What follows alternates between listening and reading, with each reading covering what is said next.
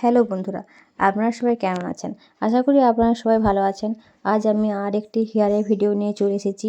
আজ আমি হেয়ারের স্ট্রেটনিং বা স্মুথনিংয়ের কোনো ভিডিও আনিনি। আজ আমি হেয়ার ট্রিটমেন্টের ভিডিও এনেছি।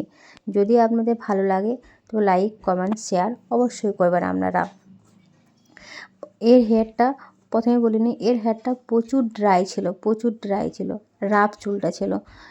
তার জন্য দেখুন ফার্স্টে একটা আমি স্ক্যাল্পে ক্রিম লাগিয়ে নিয়েছি, যাতে চুলটা ড্রাইনেসটা কেটে যায় এবং চুলটা স্মুথ হয়। সেকেন্ড ক্রিম অ্যাপ্লাই করা হয়ে গেছে, সেকেন্ড ক্রিম ম্যাসেজ চলছে।